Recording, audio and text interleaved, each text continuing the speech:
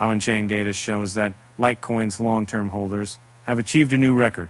62.5% of all LTC investors now qualify as these HODLers. According to data from the market intelligence platform, Into the Block, the LTC network recently reached a new milestone in terms of its long-term holder count. The long-term holders here refer to Bitcoin investors who have held their coins for more than a year without moving or selling them.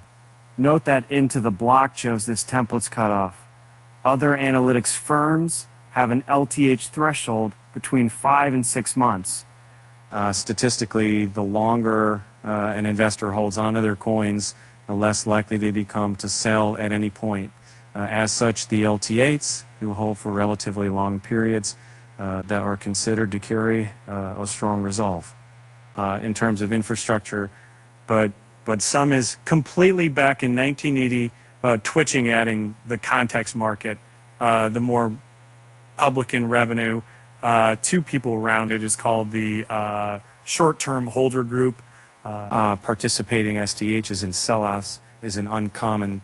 It happens whenever significant volatility emerges, whether in the form of a rally or crash. On the other hand, it can be a notable event when the LTHs sell. One way to track the behavior of the LTHs is through the total number of addresses that qualify for the cohort. Below is the chart shared by the analytics that gives them the firm that reveals the trend in this metric for Litecoin since the start of the year.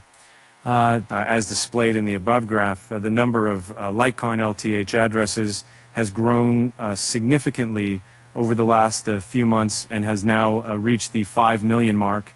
This means that more than 5 million LTC wallets haven't made any move since at least a year ago. This corresponds to 62.5% of all addresses on the blockchain currently carrying some non-zero balance.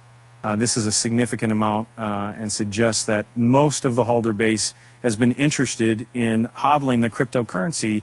Naturally, supply staying locked in the wallets of these diamond hands can be bullish due to how supply-demand dynamics tend to play out. And remember that any increases in the LTH addresses don't imply that hodlers are currently buying Litecoin. Rather, it suggests that some investors acquired coins a year ago and have only now been able to qualify for the group.